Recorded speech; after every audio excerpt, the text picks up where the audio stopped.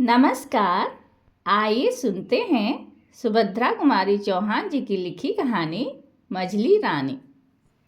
वे मेरे कौन थे, मैं क्या बताऊं। वैसे देखा जाए तो मेरे कोई भी न होते थे। होते भी तो कैसे। मैं ब्राह्मण, वे क्षत्रिय। मैं स्त्री, वे पुरुष।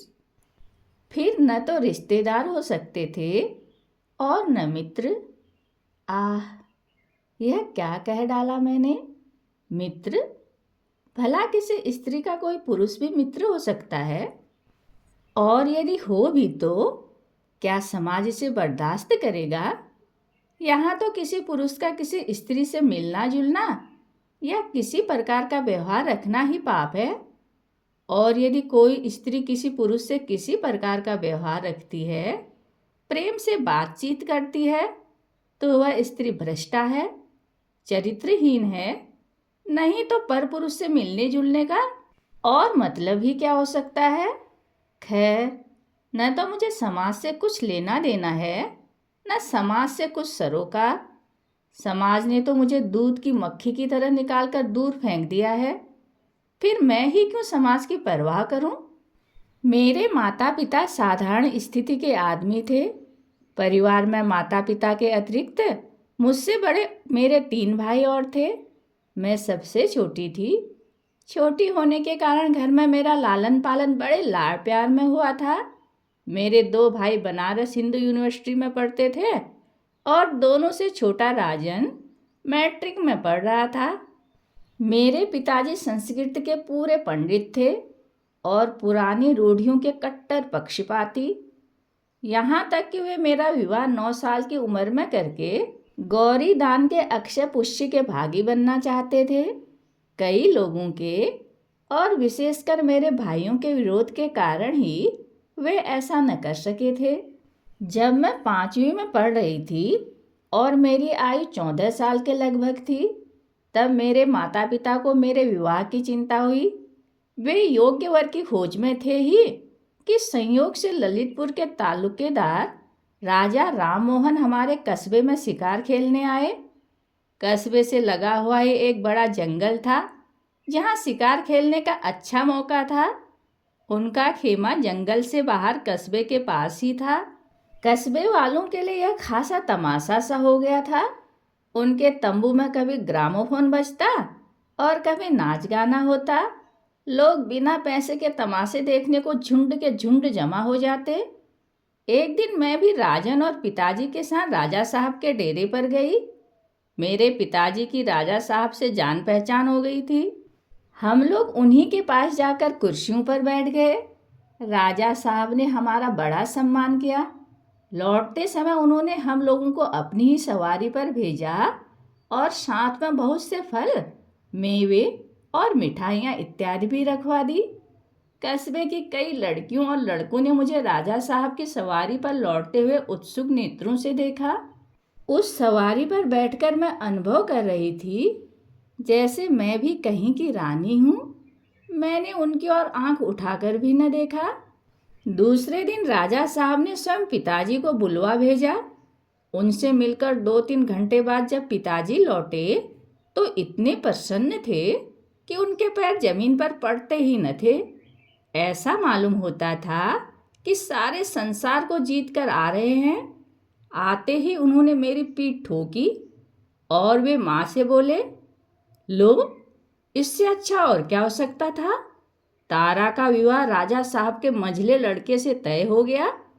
माता पिता दोनों ही इस संबंध से बड़े प्रसन्न हुए। मेरे भाइयों ने जब सुना कि तारा का विवाह एक तालुकेदार के विलासी लड़के से, जो मामूली हिंदी पढ़ा लिखा है, तय हुआ है, तो उन्होंने इसका विरोध किया। किंतु उनके विरोध को कौन सुनता था। पिताजी तो अपना हठ पकड़े थे। उनकी समझ में इससे अच्छा घर और वर मेरे लिए कहीं मिल ही न सकता था। सबसे अधिक आकर्षक बात तो उनके लिए यह थी कि वर बहुत बड़े खानदान 20 बिस्वे कनौजियों के घर का लड़का था। फिर राजा से रिश्तेदारी करके कस्बे में उनकी इज्जत बढ़ न जाएगी क्या। इसके अतिरिक्त विवाह का प्रस्ताव भी तो स्वयं राजा साहब ने ही किया था। नहीं तो भला मामूली हैसियत के मेरे पिताजी यह प्रस्ताव कैसे ला सकते। सबसे बढ़कर बात तो यह थी कि दहेज के नाम से कुछ न देकर भी लड़की इतने बड़े घर में ब्याही जाती थी। फिर भला इन बड़े बड़े आकर्षणों के होते हुए भी पिताजी इस प्रस्ताव को कैसे टाल देते। पिताजी मेरी किस्मत की सराहना करके कहते, मेरी तारा तो रानी बनेगी। रानी बनने की खुशी में मैं फूली फूली फिरती थी। भाइयों का विरोध करना मुझे अच्छा न लगता, किंतु मैं उनके सामने कुछ न कह सकती थी। खैर, भाइयों के बहुत विरोध करने पर भी मेरा विवाह मझले राजा मनमोहन के साथ हो ही गया। फूलों से सजी हुई मोटर पर बैठकर मैं ससुराल के लिए रवाना हुई। हमारे कस्बे और ललितपुर के बीच में केवल 27 मील का अंतर था, इसलिए बारात मोटर से ही आई और गई थी।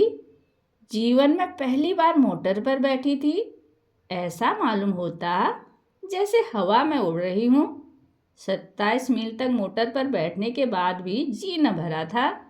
यही चाहती थी कि रास्ता लंबा हो जाए और मैं मोटर पर घूमा करूं, किंतु क्या यह संभव था। आखिर को एक बड़े भारी महल के जनाजे दरवाजे पर मोटर जाकर खड़ी हो गई। सांस तो थी ही नहीं, इसलिए मेरी जिठानी बड़ी रानी जी परछन कर मुझे उतार ले गई। मुझे एक बड़े भारी सजे हुए कमरे में बिठा दिया गया। स्त्रियां बारी बारी से मुंह खोल के देखने लगी। कोई रुपया, कोई छोटे मोटे जेवर या कपड़े मेरे मुंह दिखलाई में दे देकर जाने लगी। मेरी जिठानी बड़ी रानी ने भी मेरा मुंह देखा, कुछ बोली नहीं। ऊह करके मेरी उंगली में अंगूठी पहना दी। मैंने सुना कि वे पास के किसी कमरे में किसी से कह रही थी। देखा बहू को क्या तारीफ के पुल बांध रहे थे। ससुर जी के कहने से तो बस यही मालूम होता था कि इंद्र की अप्सरा ही होगी, पर न रूप न रंग, न जाने क्यों सुंदर कह कह कर कंगले की बेटी ब्याह अपनी इज्जत हल्की की। रोटी बेटी का व्यवहार तो अपनी बराबरी वालों में ही होता है बिरजू की माँ। पर ससुर जी तो इसके रूप पर बिल्कुल लट्टू ही हो गए थे। मैं सुंदर नहीं तो क्या, मुझे सुंदरता की परख भी नहीं है। न जाने कितनी सुंदरियां देखी हैं, यह तो उनके पैरों की धूल के बराबर भी न होगी। मालूम होता है उम्र के साथ साथ ससुर जी की आंखें भी सठिया गई हैं। मझले राजा को डुबो दिया। बिरजू की माँ उनकी हाँ में हाँ मिलाती हुई बोली, सुंदर तो है रानी जी, जैसे आप लोग हैं वैसी ही है, पर अभी बच्ची है, जवान होगी तो रूप और निखरेगा। बड़ी रानी तिलमिला उठी और बोली, रूप निखरेगा पत्थर, होनहार बिरबान के होठ चिकने पार, निखरने वाला रूप सामने ही दिखता है। फिर वे जरा विरक्ति के भाव में बोली, ओह जाने भी दो, अच्छा हो या बुरा हमें करना ही क्या है। जब मैं वहाँ अकेली रह गई, सारी औरतें चली गई, तो मेरी माँ के घर की खवासन ने सोना कमरा देखकर मेरा मुंह खोल दिया। शीशा उठाकर मैंने एक बार अपना मुंह ध्यान से देखा, फिर रख दिया। ढूंढने से भी मुझे अपने रूप रंग में कोई ऐब न मिला। पहली बार केवल 5 दिन ससुराल में रहकर मैं अपने पिता के साथ मायके आ गई। ससुराल के 5 दिन मुझे 5 वर्ष की तरह मालूम हुए। मैंने जो रानी पने का सुनहला सपना देखा था वह दूर हो चुका था। ससुराल से लौटकर मैंने तो कुछ नहीं कहा, किंतु खवासन ने वहाँ के सब हालचाल बताए। माँ ने कहा, तो क्या रानी केवल कहने के लिए ही होती है? भीतर का हाल हमारे घरों से भी गया बीता होता है। मैं अपनी माँ के साथ मुश्किल से महीना सवा महीना ही रह पाई थी कि मुझे बुलाने के लिए ससुराल से संदेशा आया। राजाओं की इच्छा के विरुद्ध तिल भर भी मेरे पिताजी कैसे जाते? न चाहते हुए भी उन्हें मेरी विदाई करनी पड़ी। इतनी जल्दी ससुराल जाना मुझे जरा भी अच्छा न लगा, परंतु क्या करती, लाचार थी। सावन में जबकि सब लड़कियां ससुराल से मायके आती हैं, मैं ससुराल रूपी कैद खाने में बंद होने चली। देवर के साथ फिर मोटर पर बैठी। इस बार मैंने अपना छोटा सा हारमोनियम भी साथ रख लिया था। फिर ससुराल पहुंची। पहली बार तो मेरे साथ माँ के घर की ख्वासन थी। इस बार उस हारमोनियम और थोड़ी सी पुस्तकों को छोड़कर कोई न था। मेरा जी एक कमरे में चुपचाप बैठे बैठे घबराया करता। घर में कोई न था जिससे घंटे 2 घंटे बातचीत करके जी बहलाती। केवल छोटे राजा, मेरे देवर की बातें मुझे अच्छी लगती थी, किंतु वे भी मेरे पास कभी कभी और अधिकतर बड़ी रानी की नज़र बचाकर ही आते थे। मैं सारे दिन पुस्तकें पढ़ा करती, पर पुस्तकें थी ही कितनी। 8-10 दिनों में सब पढ़ डाली। छोटे राजा कभी कभी मुझे अखबार भी ला दिया करते थे, किंतु सबकी आंख बचाकर। घर में सब काम के लिए नौकर चाकर और दास दासियां थी। मुझे घर में कोई काम न करना पड़ता था। मेरी सेवा में भी 2 दासियां सदा बनी रहती थी, पर मुझे तो ऐसा मालूम होता था कि मैं उनके बीच में कैद हूँ, क्योंकि मेरी राय रत्ती भी बड़ी रानी के पास लगा दी जाती थी। उन दासियों में से यदि मैं किसी को किसी काम से कहीं भेजना चाहती, तो वे मेरे कहने मात्र से ही नहीं जा सकती थीं। उन्हें बड़ी रानी से हुक्म लेना पड़ता था। यदि उधर से स्वीकृति मिल जाती तो मेरा काम होता, अन्यथा नहीं। इसी प्रकार हर माह मुझे खजाने से हाथ खर्च करने के लिए 150 रुपये मिलते थे, किंतु क्या मजाल कि उनमें एक पाए भी महाराजा से पूछे बिना खर्च कर दूं। भीतर के शासन की बागडोर बड़ी रानी के हाथ में थी और बाहर की महाराजा मेरे ससुर के हाथ में।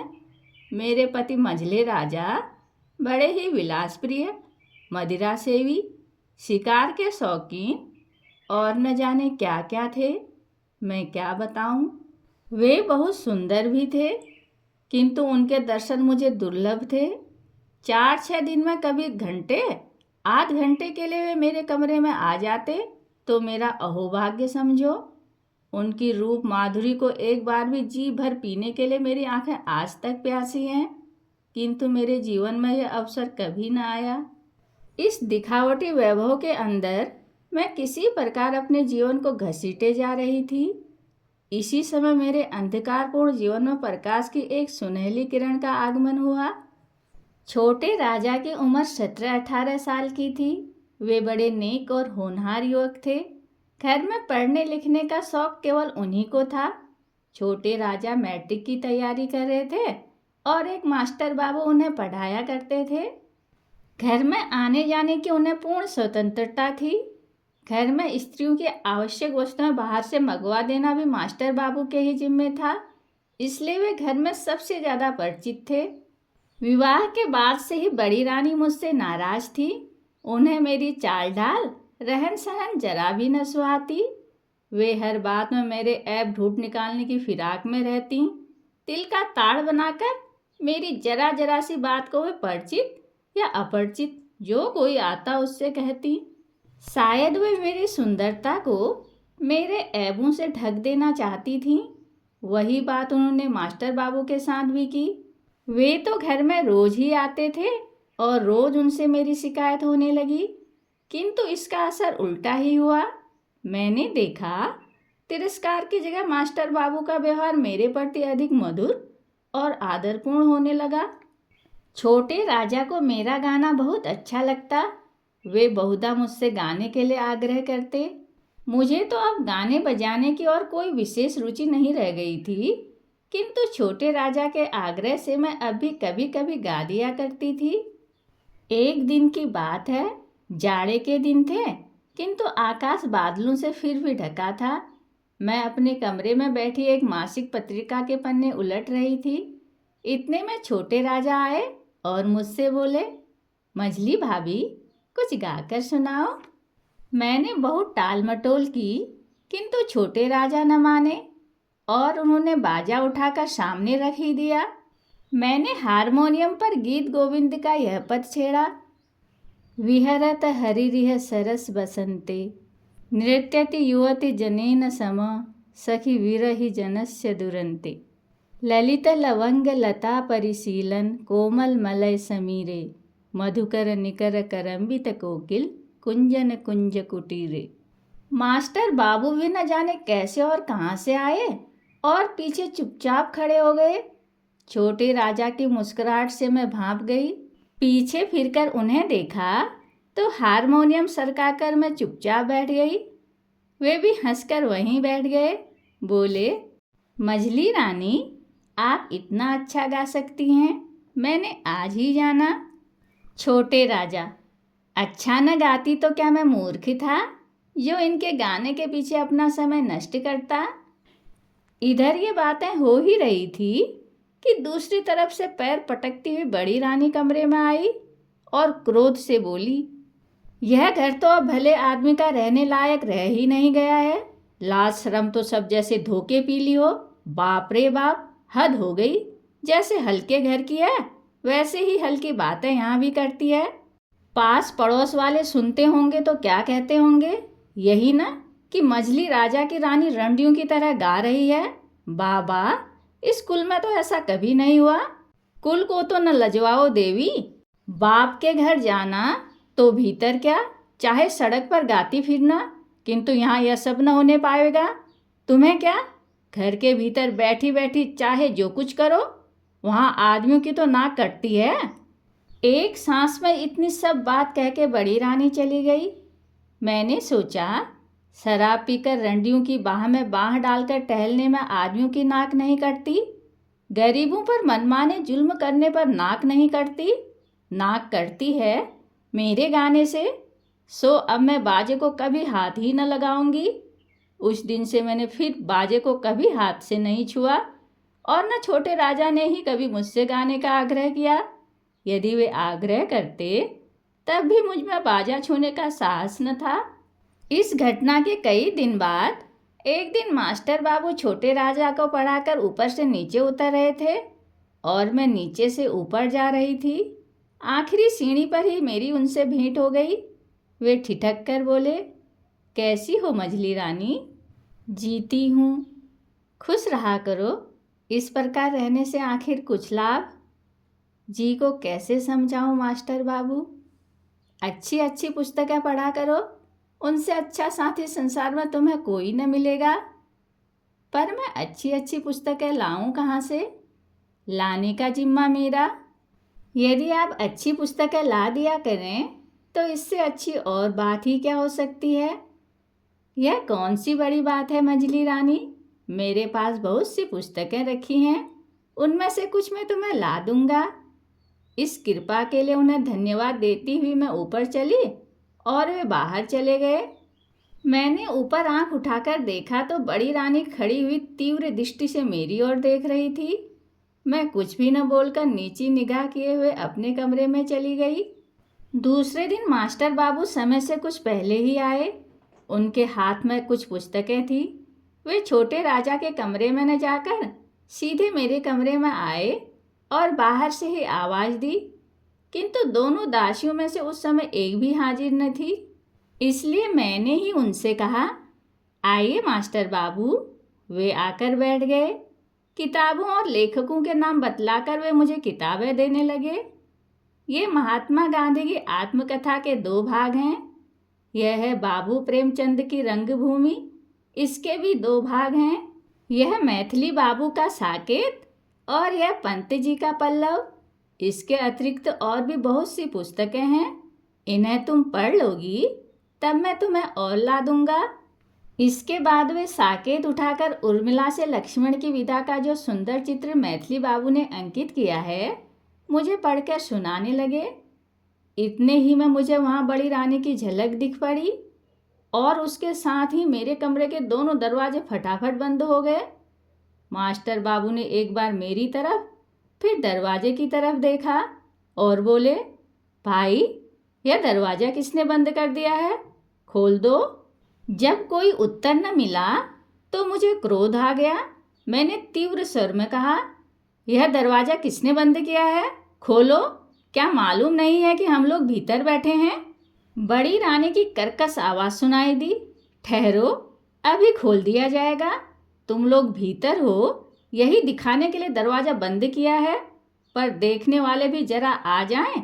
यह नार की लीला अब ज़्यादा दिन न चल सकेगी। नार की लीला? मेरा माथा ठनका।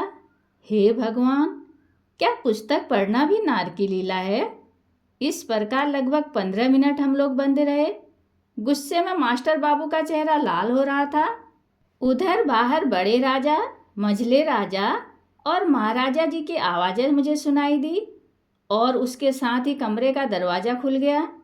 बड़ी रानी बोली, मेरी बातों पर तो कोई विश्वास ही नहीं करता था। अब अपनी आंखों देखो, आंखें धोखा तो नहीं खा रही हैं। आज तक मैंने मझले राजा की विलासी मूर्ति देखी थी, आज मैंने उनका रौद्र रूप भी देखा। क्रोध से पैर पटकते हुए बोले, किरण कुमार, इस कमरे में तुम किसके हुक्म से आए? मास्टर बाबू भी उसी स्वर में बोले, मुझे किस कमरे में जाने का हुक्म नहीं है। बड़े राजा बोले, मास्टर बाबू, अब यहाँ से चले जाओ, इसी में तुम्हारा कुशल है। वे बोले, मुझे ऐसा कुशल नहीं चाहिए। मैं पापी नहीं हूँ जो कायर की तरह भाग जाऊँगा। जाने से पहले मैं आपको बतला देना चाहता हूँ कि मैं और मझली रानी दोनों ही पवित्र और निर्दोष हैं। यह हरकत ईर्ष्या और जलन के कारण की गई है। बड़ी रानी गरज उठी, उल्टा चोर कोतवाल को डांटे, चोरी की चोरी उस पर से सीना जोरी। मैं ईर्ष्या करूंगी तुमसे? तुम हो किस खेत की मूली? मैं तुम्हें समझती क्या हूँ? तुम हो एक अदना से नौकर और यह है कल की छोकरी, सो भी किसी रईस के घर की नहीं। ईर्ष्या तो उससे की जाती है जो अपनी बराबरी का हो। फिर बड़े राजा की तरफ मुड़कर बोली, तुम इसे ठोकर मार के निकलवा क्यों नहीं देते? तुम्हारे सामने ही खड़ा खड़ा जबान लड़ा रहा है और तुम सुन रहे हो। पहले ही कहा था कि नौकर चाकर को ज़्यादा मुंह न लगाया करो। महाराज बड़े गुस्से से बोले, किरण कुमार, चले जाओ। इसी समय न जाने कहाँ से छोटे राजा आ पड़े और मास्टर बाबू को जबरदस्ती पकड़कर अपने साथ लिवा ले गए। वे चले गए तो मुझ पर क्या बीती होगी कहने की आवश्यकता नहीं, समझ लेने की बात है। नतीजा सबका यह हुआ कि उसी दिन एक चिट्ठी के साथ सदा के लिए मैं विदा कर दी गई। एक इक्के पर बैठाकर चपरासी मुझे माँ के घर पहुँचाने गया। चिट्ठी मेरे पिताजी के नाम थी, जिसमें लिखा था कि आपकी पुत्री भ्रष्टा है, इसने हमारे कुल में दाग लगा दिया है, इसके लिए अब हमारे घर में जगह नहीं है। बात की बात में सारे मोहल्ले भर में मेरे भ्रष्ट आचरण की बात फैल गई। यहाँ तक कि मेरे घर पहुँचने से पहले ही यह बात घर तक पहुँच गई थी। जब मैं पिता के घर पहुँची, शाम हो चुकी थी। इस बीच माताजी का देहांत हो चुका था। भाई भी तीनों कॉलेज में थे। घर पर मुझे केवल पिताजी मिले। उन्होंने मुझे अंदर न जाने दिया, बाहर दालान में ही बैठाया। चिट्ठी पढ़ने के बाद वे तड़प उठे, बोले, जब यह भ्रष्ट हो चुकी है तो इसे यहाँ क्यों लाए? रास्ते में कोई खाई खंदक न मिला जहाँ ढकेल देते। इसे मैं अपने घर रखूँगा, जाए कहीं भी मरे, मुझे क्या करना है। मैं पिताजी के पैरों पर लौट गई, रोती रोती बोली, पिताजी, मैं निर्दोष हूँ। पिताजी 2 कदम पीछे हट गए और कड़क कर बोले, दूर रह चंडालिन, निर्दोष होती तो इतना बवंडर ही क्यों उठता? उन्हें क्या पागल कुत्ते ने काटा था जो बैठे बिठाए अपनी बदनामी करवाते? जा, जहाँ जगह मिले समा जा। मेरे घर में तेरे लिए जगह नहीं है। क्या करूँ? अंग्रेजी राज न होता तो बोटी बोटी काट कर फेंक देता। इस हो हल्ले में समाज के कई ऊंचे नाक वाले अगुआ और कई पास पड़ोस वाले भी जमा हो गए। सबने मेरे भ्रष्ट आचरण की बात सुनी और घृणा से मुंह बिचकाया। एक बोला, नहीं भाई, अब तो यह घर में रखने लायक नहीं। जब ससुराल वालों ने ही निकाल दिया तो क्या पंडित राम भजन अपने घर रखकर जात में अपना हुक्का पानी बंद करवाएंगे? दूसरे ने पिताजी पर पानी चढ़ाया। अरे भाई, घर में रखे तो रखने दो, उनकी लड़की है, पर हम तो पंडित जी के दरवाजे पर पैर न देंगे। मैं फिर एक बार भीतर जाने के लिए दरवाजे की तरफ झुकी, किंतु पिताजी ने एक झटके से मुझे दरवाजे से कई हाथ दूर फेंक दिया। कुल में दाग तो मैंने लगा ही दिया था। वे मुझे घर में रखकर क्या जात बाहर भी हो जाते। मैं दूर जा गिरी और गिरकर बेहोश हो गई। मुझे जब होश आया तब मेरे घर का दरवाज़ा बंद हो चुका था और मोहल्ले भर में सन्नाटा छाया था। कभी कभी एक दो कुत्ते के भौंकने का शब्द सुनाई पड़ता था। मैं उठी, बहुत कुछ सोचने के बाद स्टेशन की तरफ चली।